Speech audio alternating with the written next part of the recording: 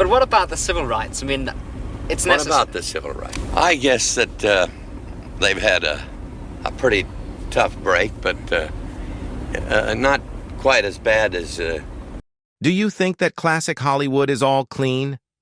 You will see that this is a very wrong notion when we name many Hollywood actors who have negative thoughts about society, especially racism. Their attitudes and behaviors can make most of us uncomfortable and change the way we view them completely. Are you ready? Let's get started. Taylor Selfridge. Taylor Selfridge's tenure on MTV's Teen Mom OG came to a sudden and controversial end, precipitated by the resurfacing of past social media posts that sparked widespread outrage. The posts in question featured racially insensitive comments that Selfridge had made on Twitter, including remarks that mocked black people. One particularly egregious tweet claimed that every Halloween she would get punched in the face by a black girl. In another instance, she expressed discomfort with greeting black people at work, stating they scared her. These tweets were not isolated incidents. They formed a pattern of behavior that many found offensive and indicative of deeper biases. The timing of these revelations was significant, coinciding with a nationwide movement against racism and social injustice that was gaining momentum in 2020. As public sentiment shifted, the tolerance for such comments diminished sharply. MTV, recognizing the need to align its programming with evolving social values, swiftly cut ties with Selfridge and canceled her anticipated baby special. The decision underscored the network's commitment to addressing issues of representation and sensitivity, particularly in the context of a platform that reached millions of viewers. Selfridge's journey on Teen Mom OG began in 2019 and continued until 2020, during which she shared her experiences with her boyfriend Corey Wharton and his ex Cheyenne Floyd. Initially, she appeared to fit seamlessly into the show's narrative, but the resurfacing of her past comments quickly overshadowed her contributions. In the wake of her dismissal, Selfridge defended herself by claiming that the tweets were remnants of a younger, less aware version of herself. She argued that at the time, she viewed these comments as jokes rather than harmful statements. Acknowledging the inappropriateness of her past behavior, she expressed a desire to learn and grow from the experience, emphasizing the importance of personal development. The fallout from her termination prompted Selfridge to issue a public apology, where she articulated her commitment to moving forward and becoming the best version of herself. She highlighted that her past actions do not define who she is today, asking for respect and understanding as she sought to provide a normal, healthy life for her family. This sentiment resonated with some, who appreciated her willingness to acknowledge her mistakes and strive for personal growth. However, others remained skeptical, questioning whether her apology was sincere or merely a strategic response to the backlash. In her departure from Teen Mom OG, Selfridge noted that her decision was personal, stating that she was unhappy with the reality TV lifestyle and its inconsistencies. This reflection revealed the complexities of navigating fame in the reality television landscape, where personal lives are often scrutinized and subject to the pressures of public perception. The reality of maintaining a facade while grappling with genuine emotional struggles can be challenging, particularly for young individuals thrust into the limelight. Bing Crosby. You may not believe it, but Bing Crosby disregarded his longtime friendship with Louis Armstrong and showed obvious racism by using the N-word when referring to his friend. This incident serves as a stark reminder of the casual racism that permeated even the most progressive relationships of that era. Such moments reveal the deeply ingrained prejudices that persisted, often coexisting with expressions of support and admiration. It underscores the uncomfortable truth that even those who championed black artists could harbor harmful views reflecting a broader societal issue. This contradiction wasn't limited to Crosby alone. Many other prominent figures of the time, including Frank Sinatra, Judy Garland, and Fred Astaire, participated in blackface performances, a practice that was not only demeaning but also indicative of the racial attitudes of the era. The entertainment industry often engaged in these offensive portrayals, and as a result, fans frequently defended Crosby and others by claiming they were merely following the norms of the day. This defense highlights how widespread such practices were and how deeply rooted racism was within the cultural fabric of the time. Yet, despite these troubling elements, it's essential to recognize that Bing Crosby's legacy is complex. He made significant contributions to music and film that transformed American entertainment. His distinctive baritone voice and innovative style helped shape modern popular music, and his collaborations with African-American artists, including Armstrong, were groundbreaking. Crosby played a pivotal role in introducing jazz to broader audiences, providing a platform for talented musicians who might have otherwise been overlooked. However, acknowledging Crosby's contributions does not absolve him of his problematic behaviors or the prejudices that marred his relationships. It is crucial to approach his legacy with nuance, understanding that he was a product of his time, both a promoter of black talent and a participant in the racist norms that persisted in society. The complexities of his legacy force us to confront the uncomfortable truth that admiration for an artist can coexist with their flawed, often harmful actions. Marlon Brando. Marlon Brando was no stranger to controversy. Despite his undeniable talent and significant contributions to film, his attitudes and remarks regarding various groups, particularly Jewish people, have drawn considerable criticism and sparked intense debates about anti-Semitism. A particularly noteworthy incident occurred during a 1996 appearance on Larry King Live, where Brando made comments that many interpreted as deeply problematic and offensive. During the interview, Brando critiqued Hollywood executives, many of whom were Jewish, for perpetuating negative stereotypes of minorities in films. He argued that these executives should be more sensitive to the portrayal of marginalized communities, given the historical suffering faced by Jewish people themselves. However, the phrasing of his criticism and the focus on Jewish individuals led many to perceive his remarks as not only inappropriate, but also as an indictment of an entire group. Critics argued that Brando's comments risked reinforcing anti-Semitic stereotypes and perpetuating harmful narratives that have historically targeted Jewish communities. The backlash was swift and intense. Prominent Jewish leaders, as well as civil rights activists, expressed their outrage over Brando's statements. They argued that singling out Jewish executives was particularly harmful, framing it as an attack that could exacerbate existing prejudices and discrimination.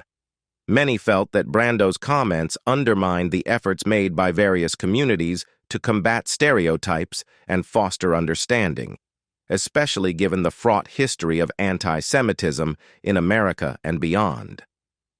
In the wake of the controversy, discussions surrounding Brando's comments revealed the complexities of addressing issues of representation and accountability within the film industry. While some individuals defended Brando's intentions, suggesting that he was merely expressing a legitimate concern about the moral responsibilities of Hollywood in shaping societal narratives, others maintained that his focus on Jewish executives was misplaced and incendiary. This division of opinion highlighted the sensitive nature of discussions surrounding race, ethnicity, and representation in media. Critics pointed out that while Brando's intention may have been to call for greater sensitivity in the industry, the manner in which he approached the topic ultimately overshadowed his message. By specifically targeting Jewish executives, Brando inadvertently aligned himself with a long history of anti-Semitic rhetoric that scapegoated Jewish people for societal issues. This complex interplay of intention versus impact emphasized the need for careful discourse, especially when discussing the responsibilities of those in positions of power within the entertainment industry. Moreover, the incident raised broader questions about the responsibilities of public figures in addressing social issues. As an influential actor, Brando had the platform to engage in meaningful discussions about representation and diversity in Hollywood. However, his comments were perceived by many as lacking the necessary nuance and empathy that such discussions require. This misstep not only led to a tarnishing of his public image, but also opened the door for discussions about the importance of fostering an inclusive and respectful dialogue surrounding race and ethnicity in media. Hartley Sawyer. Hartley Sawyer's abrupt departure from the popular series The Flash serves as a striking reminder of the ongoing scrutiny that public figures face regarding their past behavior, especially in the age of social media. Sawyer, who played the character Ralph Dibny, elongated man, found himself in hot water after a series of offensive tweets from his past resurfaced. These tweets, which contained misogynistic, racist, and homophobic language, sparked widespread outrage and led to his termination from the show. The troubling content of Sawyer's tweets dates back to a time before he joined the cast of The Flash. Among the most egregious remarks was one in which he casually mentioned enjoying the act of kidnapping homeless women, an assertion that many found not only deeply disturbing, but also reflective of a broader societal issue regarding the treatment of vulnerable populations.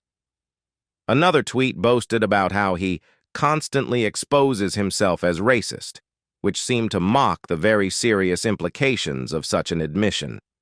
These statements painted a picture of an individual who not only failed to understand the weight of his words, but also seemed indifferent to the impact they could have on marginalized communities. The resurfacing of these tweets occurred at a particularly sensitive time, as society was becoming increasingly aware of issues related to racism, sexism, and homophobia. Public discourse around these topics had intensified, with movements advocating for social justice and inclusivity gaining momentum. In this context, the offensive nature of Sawyer's past comments drew immediate condemnation from fans, activists, and industry professionals alike. Eric Wallace, the executive producer of The Flash, along with other producers, quickly made the decision to terminate Sawyer's contract. In a joint statement, they emphasized their commitment to creating a safe and inclusive environment for everyone involved with the show. Their assertion that derogatory remarks targeting any race, ethnicity, national origin, or gender would not be tolerated was a clear message. The production team would not condone behavior that undermined the principles of respect and inclusivity. John Wayne. John Wayne's legacy, once celebrated for its contributions to American cinema, has been significantly marred by his controversial and racist remarks, particularly those made during a 1971 interview with Playboy. This period in American history was marked by profound social upheaval, as the nation grappled with the Vietnam War and the Civil Rights Movement, which sought to dismantle systemic racism and promote equality. Unfortunately, Wayne's views from that time starkly contrasted with the evolving values of American society, revealing a mindset that many today find deeply problematic. In the Playboy interview, Wayne made several alarming admissions regarding his beliefs about race. He openly stated that he believed in white supremacy until black people reached what he deemed a suitable level of education. This assertion not only reflected a blatant disregard for the dignity and capabilities of black individuals, but also revealed a paternalistic attitude toward education and leadership. Wayne's disdain for granting authority or leadership roles to those he considered irresponsible underscored his prejudiced views, painting a picture of a man entrenched in outdated stereotypes and biases. Wayne's controversial opinions extended beyond African Americans. He often referred to Native Americans derogatorily as savages, justifying the historical injustices that led to the theft of their land. His remarks demonstrated a willingness to ignore the complexities of history and the ongoing impact of colonialism on indigenous communities. By reducing Native Americans to simplistic and derogatory terms, Wayne contributed to the stereotypes that pervaded Hollywood and society at large, further entrenching harmful narratives at a time when a growing movement for equality and justice was challenging such viewpoints. His films, particularly The Searchers, were critiqued for their portrayal of Native Americans and for reinforcing harmful stereotypes. The character he portrayed in this classic Western was emblematic of the frontier mentality that often glorified violence and justified the subjugation of indigenous peoples. Despite the film's artistic merit, it has been re-examined through a critical lens that highlights its complicity in perpetuating racist ideologies. Wayne's views were not limited to race. His opinions on sexual orientation also drew criticism. He publicly criticized the film Midnight Cowboy for its portrayal of gay relationships, using a homophobic slur to describe the characters. This reaction not only alienated LGBTQ+ audiences, but also further solidified his reputation as a member of Hollywood's old guard, an archetype resistant to the progressive changes occurring in society. His refusal to accept evolving social norms contributed to a perception of him as out of touch, unwilling to engage with a world that was increasingly advocating for inclusivity and acceptance.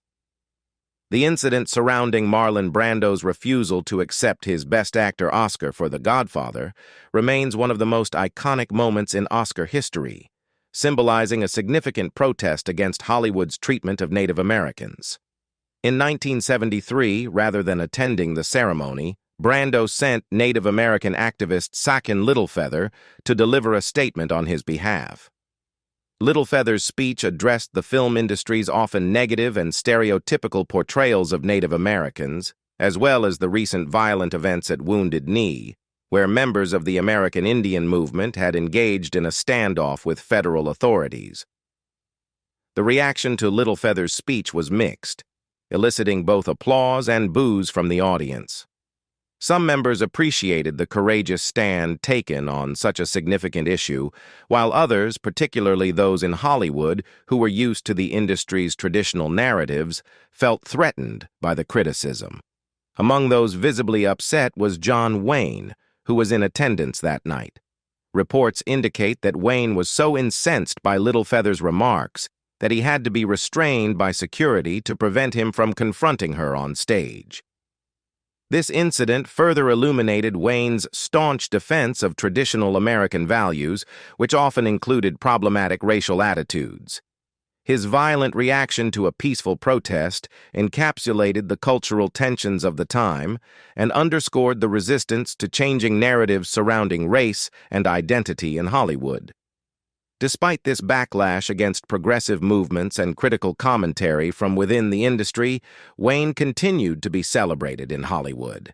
In 1979, the year of his death, Orange County Airport was renamed in his honor, reflecting the sentiment of many who viewed him as a symbol of traditional American values and the rugged individualism that characterized his film roles.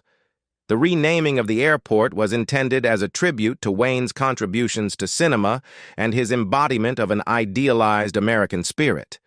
However, this honor has come under scrutiny in recent years as awareness of Wayne's controversial remarks and views has increased.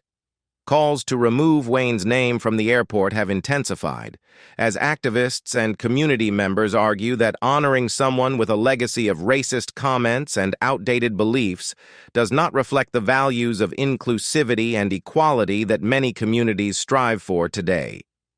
The growing awareness of social justice issues has prompted a re-evaluation of historical figures and their contributions to American culture. This shift is indicative of a broader cultural reckoning in which society grapples with the legacies of those who may have been celebrated in their time, but are now viewed through a more critical lens.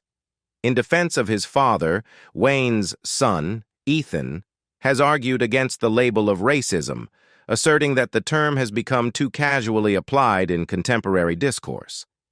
He contends that Wayne was a product of his time, suggesting that his comments should be understood in the context of the era's prevailing attitudes. However, this defense has not quelled the ongoing debate about Wayne's legacy. The tension between recognizing his significant contributions to cinema and confronting his problematic beliefs creates a complex narrative that continues to engage audiences and critics alike. Walt Disney. Walt Disney remains one of the most iconic figures in entertainment history. Yet his legacy is marred by conflicting testimonies regarding his character and attitudes, particularly concerning race and gender. While some employees and close associates staunchly defend him, asserting that he was neither racist nor anti-Semitic, others provide a starkly different perspective, revealing a more complex and troubling side to the man behind the magic. One notable voice in this discussion is Bill Melendez, a Mexican-born animator renowned for his work on the beloved Peanuts cartoons. Melendez, who worked for Disney in his 20s, has spoken candidly about his experiences during that time. He described Disney as a powerful figure who wielded significant influence and was not shy about expressing his dislike for certain groups, particularly Jews. This assertion brings into question the commonly held perception of Disney as a wholesome figure dedicated to family entertainment. Melendez's comments suggest that behind the polished facade of Disney's empire lay a more problematic worldview that influenced both the culture within the company and the stories being told through its films. The issues surrounding Disney's character extend beyond racial biases. They also encompass gender discrimination within the workplace. Reports indicate that Disney had a tendency to assign female employees to menial roles, limiting their opportunities for creative expression. This systemic issue was highlighted by writer Joan Scott, who contributed to popular shows like Lassie and Have Gun Will Travel. Scott recalled an incident where a high-ranking Disney executive, acting at Walt's behest, questioned her background and qualifications. This inquiry not only undermined her credibility, but also reflected a broader pattern of bias against women seeking to occupy creative positions within the male-dominated environment of Disney during that era. One of the most alarming pieces of evidence involves his association with the infamous Nazi filmmaker Leni Riefenstahl. In 1938, just a month after the horrific events of Kristallnacht, when Jewish homes, businesses, and synagogues were violently attacked across Germany, Disney hosted Riefenstahl at his studio, giving her a grand tour. This incident raises serious questions about Disney's awareness of the political climate of his time and his willingness to engage with individuals whose artistic vision was closely tied to the Nazi regime. While some may argue that he was merely being courteous to a prominent filmmaker, the timing and context of the visit are deeply troubling. Furthermore, reports have emerged of Disney using racial slurs and other offensive language in his private and professional life. Such behavior indicates that his attitudes towards race and ethnicity were not just a reflection of the era's prevailing norms, but also a manifestation of personal biases that contradicted the wholesome image he sought to project. These revelations challenge the notion of Disney as an untarnished hero of American culture, revealing a man whose views were, at times, not only outdated, but harmful. Disney's films have long been criticized for their portrayal of race, and the problematic imagery in works like Dumbo and Song of the South underscores this issue. The crows in Dumbo, for instance, have been critiqued for their exaggerated stereotypes that reflect a racial caricature rather than a respectful representation. Song of the South, a film that blends live action and animation, has faced significant backlash for its romanticized portrayal of plantation life and its perpetuation of racial stereotypes. Such depictions have been condemned for failing to acknowledge the harsh realities of African American experiences, further complicating Disney's legacy in the realm of representation. Moreover, it wasn't until 1957 that Disney hired his first African American animator, Floyd Norman, highlighting a troubling lack of diversity within the studio for many years. The absence of black talent in creative roles raises questions about the inclusivity of Disney's work environment, suggesting that the company was slow to embrace diversity even as social movements began to challenge the status quo. Before Norman's hiring, Being perceived as black was often problematic at Disney Studios. A chilling anecdote recounts an incident in which Disney mistakenly identified a dark-skinned Hindu man as black and subsequently ordered his dismissal. This kind of bias reveals a workplace culture that not only excluded diversity, but also operated on harmful misconceptions about race.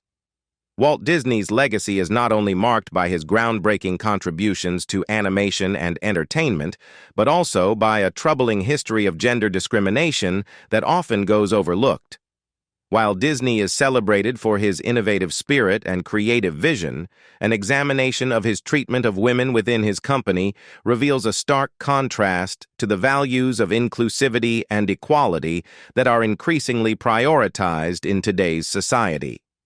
One glaring example of this discrimination occurred in 1938, when Disney sent a letter to a female applicant informing her that women were not considered for creative positions. This official stance not only reflected the prevailing societal norms of the time, which often relegated women to supportive roles, but it also underscored Disney's own biases.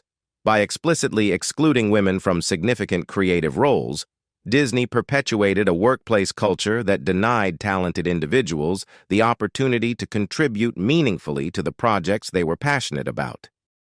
The exclusion of women from the creative process at Disney persisted for many years, mirroring broader patterns of gender inequality in the entertainment industry. While women were often employed in roles such as secretarial work or in less prominent positions, the upper echelons of creative decision-making remained overwhelmingly male-dominated. This lack of representation limited the diversity of voices and perspectives within the Disney studio, ultimately impacting the narratives and characters that emerged from it. Some defenders of Disney argue that his contributions to entertainment and innovation were revolutionary, noting that he played a pivotal role in advancing animation as a respected art form. They point to his creation of iconic characters and landmark films that have shaped the landscape of family entertainment for generations. However, this celebration of his achievements does not absolve him of the discriminatory actions and associations that contributed to a toxic environment for many artists, especially women and people of color, who sought to find their place in the industry. Walter Brennan. Walter Brennan left a complicated legacy that has been overshadowed by his strongly negative views on race and social change. While his accolades include 3 Academy Awards for Best Supporting Actor, his personal beliefs and political views paint a starkly different picture of the man behind the roles. Brennan was known for his conservative ideology, which shaped his perspectives on significant social movements of the mid-20th century. His outspoken opposition to the civil rights movement was particularly notable, as he dismissed the fight for racial equality as a threat to traditional American values.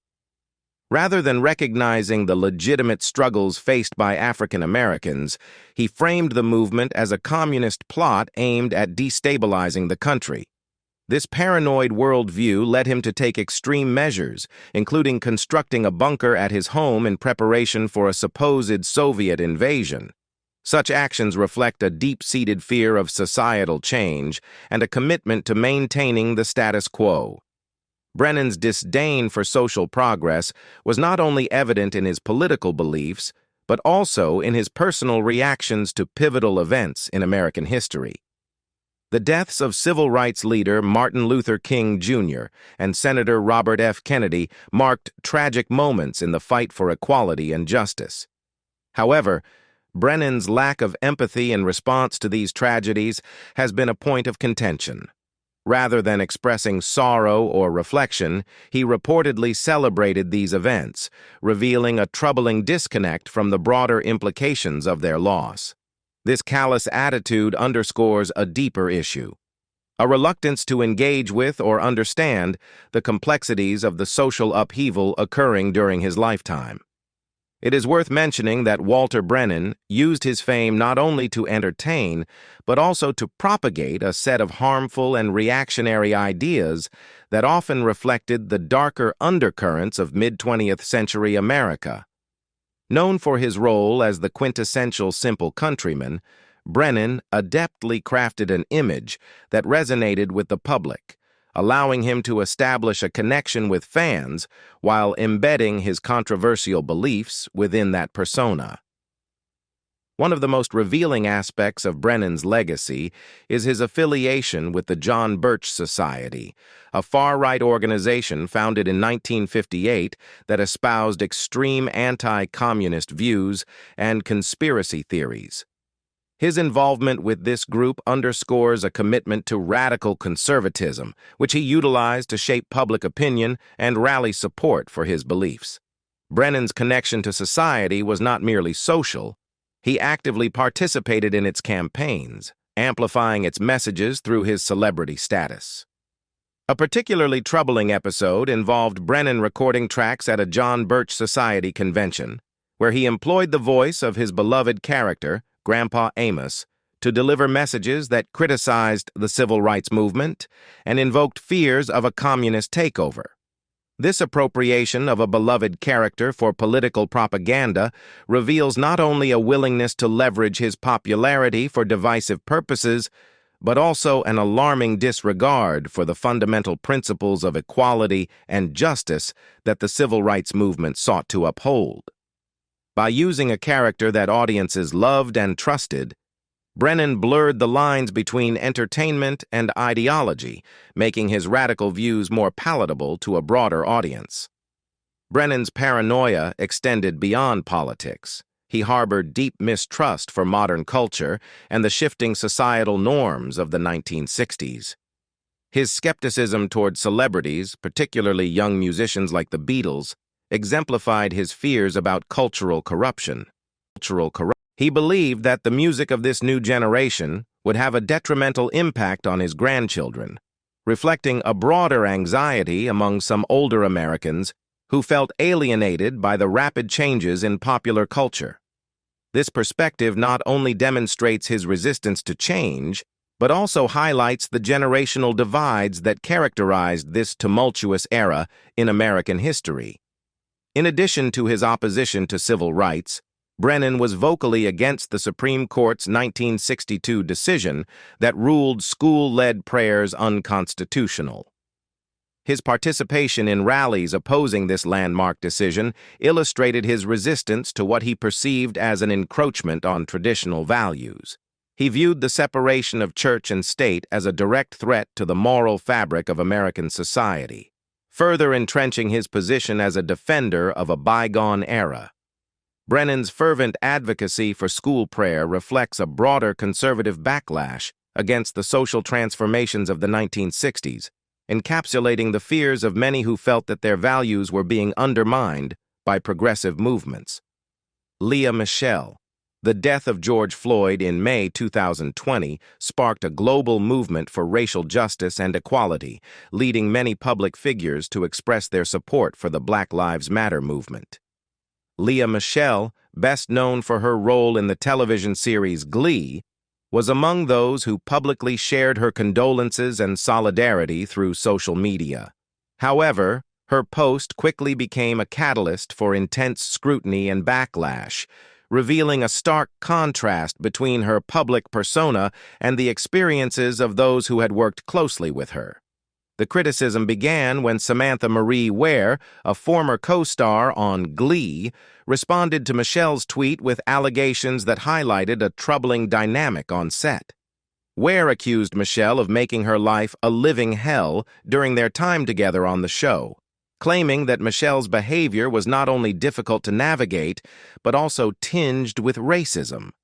This accusation resonated with many who had watched the show and were now re-examining the behind-the-scenes realities that had remained largely hidden from public view. Ware's comments acted as a catalyst, prompting other former cast members and industry professionals to come forward with their own experiences of working with Michele. Their allegations painted a portrait of a co-star who was not only difficult to work with, but had also engaged in behavior that many deemed racist. This included instances of micromanagement and bullying, which made the collaborative environment on set challenging for those around her. The fallout from Lea Michele's public support for the Black Lives Matter movement following George Floyd's death took a dramatic turn when Samantha Marie Ware shared her negative experiences working alongside Michele on Glee. Ware's tweet was more than just a personal grievance. It became a rallying cry for others to come forward and recount their own stories of Michele's behavior on set. This collective outpouring of testimony highlighted not only Michele's difficult demeanor, but also the broader issues of racism and unprofessionalism that can permeate the entertainment industry. As more individuals felt empowered to speak out, the accusations against Michele grew in both number and severity. Alex Newell, another Glee cast member, lent support to Ware's claims, reinforcing the idea that Michele's behavior was not an isolated incident, but rather part of a larger pattern. Background actors also chimed in, affirming the claims that Michele had fostered a toxic work environment. One particularly striking allegation came from G. Godlock, who recounted an instance where Michele allegedly referred to background actors as cockroaches. Such derogatory language not only highlights a lack of respect for fellow performers, but also underscores the hierarchical dynamics that often exist in show business. Naya Rivera, who starred alongside Michele on Glee, had previously alluded to Michele's unprofessionalism in her memoir, further adding weight to the accusations. Rivera's hints about Michele's behavior had gone largely unnoticed until the recent revelations brought them back into the spotlight. This retrospective acknowledgement added a layer of credibility to Ware's allegations and highlighted how systemic issues within the industry often go unaddressed until they erupt into public consciousness. Heather Morris, another Glee alum, took a nuanced approach when discussing Michele's behavior. While she agreed that Michele was unpleasant to work with, she urged caution against labeling Michele as a racist without a full understanding of her beliefs. Morris's statement reflects a common struggle in discussions about race and accountability: the desire to hold individuals responsible for their actions while also grappling with the complexities of intent and personal belief systems. This duality makes conversations about racism particularly challenging, as they often require a careful balance between condemning harmful behaviors and recognizing the potential for growth and change. The conversation surrounding Michele was further supported by Keith Powell, a former actor on 30 Rock, who corroborated Ware's claims by noting instances of Michele's racist microaggressions. Powell's input illustrates how these subtle yet harmful behaviors can have a cumulative effect, creating an environment where marginalized individuals feel devalued or disrespected. In the wake of the backlash surrounding Lea Michele's behavior on the set of Glee, she took to Instagram to issue an apology, attempting to address the allegations made by former co-star Samantha Marie Ware and the chorus of voices that followed. In her post, Michele stated that she did not specifically remember making the comment Ware attributed to her, yet she recognized that her actions had hurt others. This acknowledgement of harm was a critical first step in her response, signaling her awareness of the pain she had caused, but it also opened the door to further scrutiny regarding the authenticity of her apology. Ware, however, was not convinced by Michele's words. She questioned the sincerity of the apology, suggesting that it fell short of addressing the gravity of the situation. This skepticism is not uncommon in situations where public figures attempt to navigate backlash, as many observers demand more than just words. They seek concrete actions that demonstrate a genuine commitment to change. In this context, Ware urged Michele to take further steps to show her support for the Black Lives Matter movement beyond a simple apology. Kevin Spacey. Despite the great success in his career, everything for Kevin Spacey completely fell apart in 2012. Reportedly, as the groundbreaking political drama House of Cards was filming its inaugural season, serious allegations of racism emerged against him. Earl Blue, the head of VIP Protective Services and the individual responsible for on-set security, became the whistleblower on these troubling incidents. At 51 years old, Blue led a dedicated team tasked with maintaining the safety and security of the production, which was being managed by Night Takes King Productions. The allegations highlighted a toxic atmosphere that undermined the values of inclusivity and respect. According to Blue, the situation escalated when Spacey allegedly directed racial slurs toward black members of the security team. The atmosphere turned sour as it became apparent that Spacey was unwilling to acknowledge or interact with the black employees who were simply doing their jobs. This behavior is emblematic of the insidious racism that persists in various sectors of society, including the entertainment industry, which prides itself on diversity and representation. The incident that ignited the controversy reportedly involved a group of black security guards stationed near Spacey's trailer. Blue recounted how Spacey explicitly expressed his discomfort with having black employees in close proximity to him, stating that he did not want them watching his trailer. This comment is not only profoundly disrespectful, but also reveals a deep-seated prejudice that should be unequivocally condemned, especially within an industry that often celebrates diversity and the contributions of artists from all backgrounds. Paula Dean.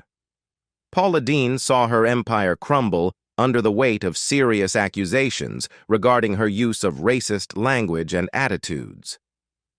The controversy began when a former employee alleged that Dean had used a racial slur while describing black men she wished to hire as waiters. She reportedly envisioned them wearing white jackets and black bow ties, a description that sparked immediate backlash for its connotations of a bygone era steeped in racial stereotypes and inequalities. Following these revelations, Dean admitted to using racially insensitive language, a confession that led to the swift cancellation of her cooking show and the loss of numerous sponsorships. The fallout from these accusations was monumental, representing a significant turning point in her career and personal life. The public, once enamored with her charm and culinary expertise, began to reevaluate her legacy in light of these troubling claims.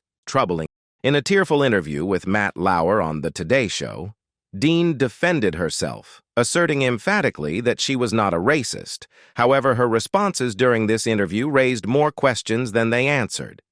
Many viewers felt that Dean's demeanor and her inability to fully grasp the gravity of her admissions revealed a troubling disconnect. The controversy wasn't solely about the use of a derogatory term. It extended to Dean's disturbing fantasies of a Southern plantation-style wedding, which included the idea of having African-American servants. This imagery evoked painful historical memories of slavery and segregation, further complicating the public's perception of her character. The fallout was swift and devastating. Dean faced a barrage of criticism not only for her language, but also for the underlying attitudes that seemed to inform her worldview. The backlash from the African-American community and advocates for racial equality was particularly pronounced, as many felt that her comments reflected a broader issue of systemic racism that persists in American society. The events surrounding Dean's fall from grace also ignited discussions about the responsibilities of public figures to confront their biases and the repercussions of using racially charged language in any context. A year later, Dean returned to The Today Show, presenting a markedly different persona. She expressed a deep sense of regret and a failure to recognize herself in the footage from her previous appearance. In this follow-up interview, she suggested that perhaps she should have sought professional help rather than exposing herself to public scrutiny during such a tumultuous time. This shift indicated a level of introspection and an acknowledgement of her missteps, but it also raised questions about the sincerity of her remorse and her understanding of the impact of her past actions. Abby Lee Miller. Abby Lee Miller found herself embroiled in controversy following accusations of racist behavior from Adriana Smith, the mother of Cameron Smith, a contestant from Season 8.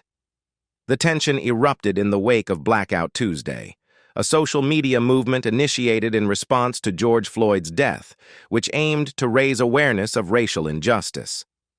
Miller posted a blackout square on her Instagram, ostensibly showing solidarity with the Black Lives Matter movement. However, Adriana Smith's reaction was swift and pointed, branding Miller's gesture as hypocritical. Smith didn't mince words when she described her negative experiences with Miller, alleging that the coach had often belittled and discriminated against her and other dancers. Her account detailed how Miller wielded her power in a manner that undermined the dignity of her students, particularly those from marginalized backgrounds. Smith's accusations included claims of tokenism, asserting that Miller treated her daughter more as a diversity token than as a talented dancer in her own right. This notion of tokenism, where an individual from a minority group is included to give the appearance of inclusivity while lacking genuine representation, struck a chord, as it highlighted the broader systemic issues of race and representation within competitive dance. The situation escalated to the point where Adriana made the difficult decision to pull Cameron from the show. This choice was not made lightly. It symbolized a significant stand against the toxic environment Miller had created. Smith framed her decision as empowering, emphasizing the importance of dignity and respect over the pursuit of fame or screen time. For both mother and daughter, this action became a powerful lesson in prioritizing self-respect and advocating for oneself, particularly in a world where systemic racism often goes unchecked. In response to the mounting criticism, Abby Lee Miller took to Twitter to issue an apology. In her statement, she expressed regret for her actions and promised to educate herself and improve her behavior moving forward. However, Smith remained unconvinced by Miller's apology. She questioned its sincerity, suggesting that a genuine apology would have been more timely and accompanied by direct communication rather than a public post. This skepticism underscores a common sentiment that many individuals feel when public figures attempt to navigate controversies, especially those related to race, without engaging in meaningful dialogue with those affected. The controversy surrounding Miller did not stop with Smith. Another parent, Camille Bridges, also voiced her concerns about Miller's behavior, alleging instances of cultural appropriation. Bridges accused Miller of failing to acknowledge the contributions of black choreographers, further compounding the criticism aimed at the dance coach. This collective dissent from multiple parents highlighted a pattern of problematic behavior, reinforcing the idea that Miller's approach to coaching and her interactions with dancers of color were deeply flawed. James Stewart is often remembered as one of Hollywood's most beloved actors, known for his quintessentially American roles in films like It's a Wonderful Life and Rear Window. However, beneath the surface of his charming on-screen persona lay a troubling legacy marred by racism and intolerance, particularly in his interactions with black actors. This contrast between Stewart's public image and private behavior reveals a complexity that challenges the simplistic narrative of his career. In 1971, during the production of The Jimmy Stewart Show, Stewart's racial biases came to the forefront in a particularly disturbing incident involving Hal Williams, a talented black actor. Stewart vehemently opposed the casting of Williams as a police officer, insisting that a white actor take his place. His rationale was shocking. He did not want a black man lecturing him on television. This demand was not an isolated incident. It was symptomatic of a broader pattern of behavior that included taunting and berating black actors on set. Such actions reflected deeply ingrained racial hierarchies that Stewart, despite his stature in Hollywood, felt compelled to uphold. One particularly jarring example of Stewart's racism occurred during the filming of The Man Who Shot Liberty Valance. On set, he directed racial slurs at actor Woody Strode, a well-respected black performer known for his work in westerns and other genres. The film's director, John Ford, was forced to intervene to prevent the situation from escalating further, a testament to Stewart's troubling demeanor behind the scenes. These instances highlight a significant dissonance between the actor's public persona as the affable everyman and his private interactions which often reflected a less flattering view of race relations. Stewart's personal life added another layer of complexity to his character. His wife described his temper as frightening, albeit one he managed to control better than most. This duality, a gentle on-screen presence coupled with an unpredictable temper, contrasted sharply with the wholesome image he projected. While his talent and contributions to cinema are undeniable, the darker aspects of his personality complicate his legacy and raise questions about the values he truly embodied. Interestingly, Stewart's personal relationships also reveal the complexity of his character. His friendship with fellow actor Henry Fonda is a poignant example. Despite their close bond, the two men held vastly different political views, leading to a physical altercation at one point. This confrontation underscored the intensity of their convictions, but rather than allowing their differences to sever their friendship, they vowed never to discuss politics again, a promise they maintained for the entirety of their 50-year relationship. This commitment to keeping their friendship intact despite fundamental disagreements showcases the nuances of human relationships, yet it also highlights the limitations of understanding one another across ideological divides. What do you think about these racist actors? Leave us your comments in the section below. We hope you have found this helpful video. Don't forget to leave a like, share, and subscribe to the channel if you like it. Thank you for watching this and see you in the next videos. Goodbye.